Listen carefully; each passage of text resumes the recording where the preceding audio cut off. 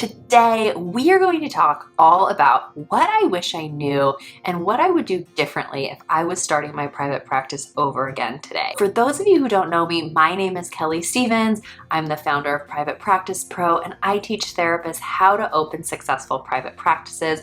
I'm so excited you're here, so let's get into it. The very first thing that I would do if I was reopening my private practice today would be to get super clear on who my ideal client is.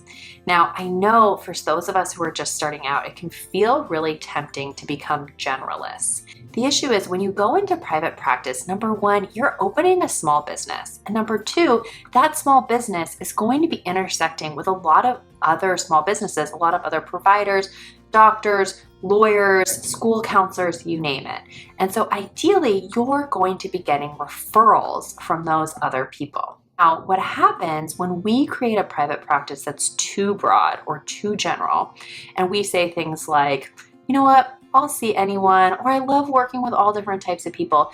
Even if you really, really genuinely mean that, the way that referral sources hear that is either she's desperate for clients, or she's going to take any client that comes her way and she's not going to refer them out to anyone else, or she doesn't really know what she's doing. She's not really a specialist in anything. And what referral sources want to know is if they refer you a client that's in your niche, you might refer them back a client that's in their niche. And they want to be able to say to the clients that they refer to you, this is so-and-so, she's a specialist in working with this specific population. You're going to be in great hands with her. And so they really want to be able to send someone to a specialist.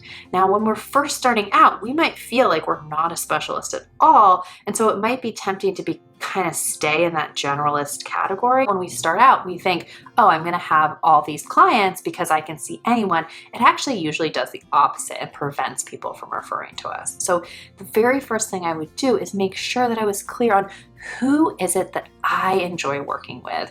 Who are the types of clients that I enjoy seeing? What are some of the pain points that those people are struggling with? And how can I learn to articulate the things that I do in my business, the way I talk about my business, to really make sure that I am addressing those pain points in my marketing?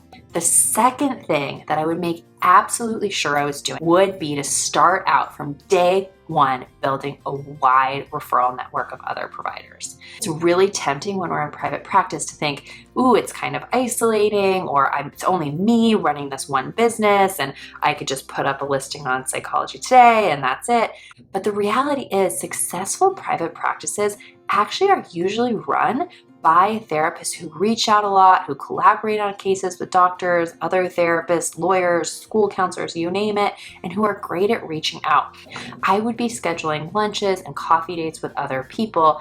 And, a lot of times people will ask me, well, how many? Like, how often should I be getting together with other people?